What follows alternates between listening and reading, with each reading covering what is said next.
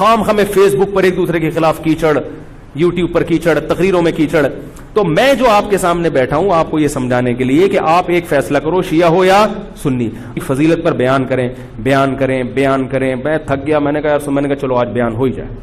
میں نے بیان کیا، میں نے کہا بھائی محرم ان 4 محترم مہینوں میں سے ایک ہے جن میں قتال اور لڑائی جھگڑا منع ہے. بعض علماء کہتے ہیں وہ ان مہینوں کا احترام منسوخ ہو گیا، بعض کہتے ہیں احترام باقی ہے. بہرحال یہ بھی، اس میں بھی اختلاف ہے. اور میں نے کہا دوسرا محرم میں جو 10 محرم ہے، نبی نے فرمایا کہ اس کا روزہ رمضان کے بعد سب سے زیادہ ثواب. وما علینا الا البلاغ. لوگوں نے کہا یہ کیا ہوا؟ میں نے کہا صحیح روایت سے اور مستند روایت سے محرم کی اتنی ہی فضیلت مجھے معلوم ہے. اس سے زیادہ کے لیے آرڈر دینا پڑے گا آپ کو.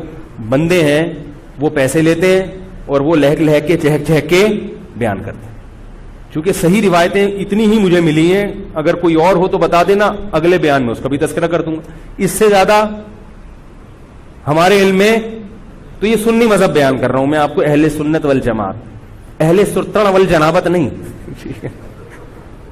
اہل سنت والجماعت. تو یہ ہے. تو 10 محرم کا روزہ رکھیں جیسے کہ حضرت حسین نے رکھا تھا. حضرت حسین تو روزہ رکھ کے شہید ہوئے اور آپ حلیم کی دیگیں پکا کے کھا رہے ہیں. کامن سینس کی بات ہے کہ عقل کو ماتم کرنے کا دل کرے گا کہ نہیں کرے گا؟ بھائی 10 محرم کا روزہ رکھو، 9 کا ملا لو، 11 کا ملا لو تو اچھا ہے. آج کل علماء کہتے ہیں ایک روزہ بھی رکھ سکتے ہیں کیونکہ یہودیوں سے مشابہت نہیں ہے. بہتر ہے 2 ہی رکھیں، نہیں تو 10 کا بھی رکھ لیں تو بھی غنیمت. تو یہ کام تو ہیں کرنے کے. باقی محرم میں آپ شادی بیاہ بھی کریں. نبی صلی اللہ علیہ وسلم نے اپنی زوجہ سے محرم میں نکاح کیا. حضرت حسن نے محرم میں نکاح کیے. حضرت حسن نے تو بہت شادیاں کی ہیں، محرم میں بھی، سفر میں بھی، ربیع الاول میں بھی.